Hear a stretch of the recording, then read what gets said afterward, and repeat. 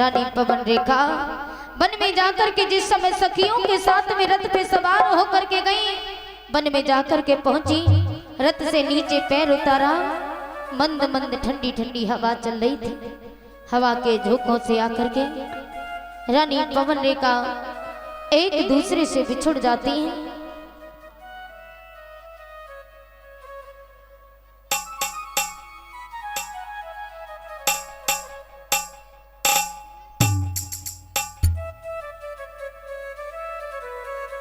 आज रानी पवन रेखा जिस समय सखियों से बिछुड़ी तो वन में जाकर के फंस जाती है।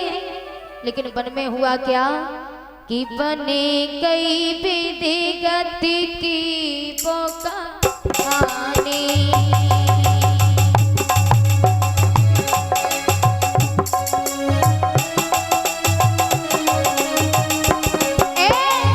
बने कई विधि गति की कहानी और सखियन से छूट गई अजरानी।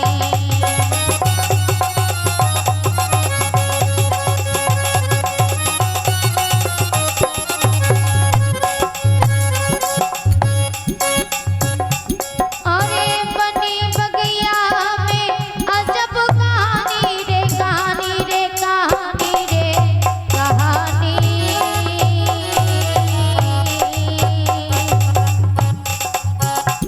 अरे सखियन से छूट गई अजरानी।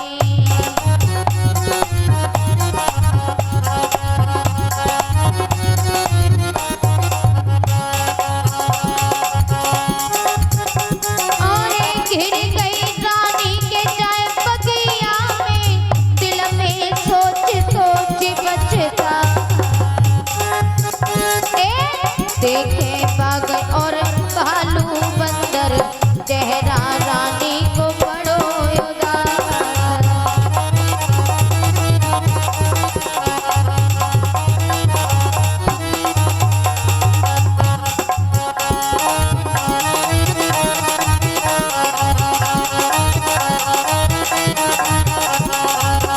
अरे आंखें बंद करे तो हाथ नसे, रानी रही वो तो रुदन मचा। आज रानी पवन रेखा जैसे देखा कि वन में बड़े बड़े शेर चीता भालू बंदर को, तो रानी पवन रेखा डरने लगी, आंखों में आंसू भर आए हैं। अरे आंखें बंद करे तो हाथ नसे, रानी को तो रुदन मचा। सुंदर नारी खड़ी अगारी, देखी राक्षस ने जबई जाए।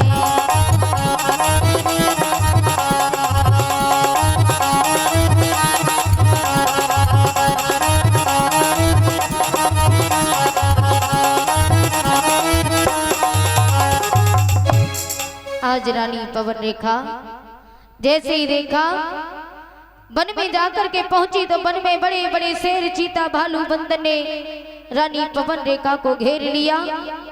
रानी पवन रेखा डरने लगी, तो उसी समय दुर्बलिक नाम का राक्षस देखता है। दुर्बलिक नाम के राक्षस ने जाकर के कि पढ़ के चली अगार, निहारी नारे गयो हर साई। और पवन रेखा को है देख के बुद्धि में बात एक आई।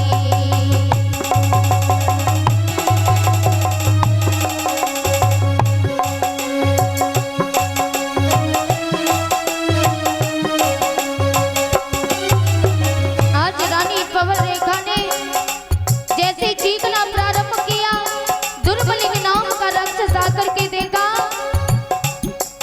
अरे पढ़ के चलो अगार, निहारी नार गयो हर साई, गयो हर साई।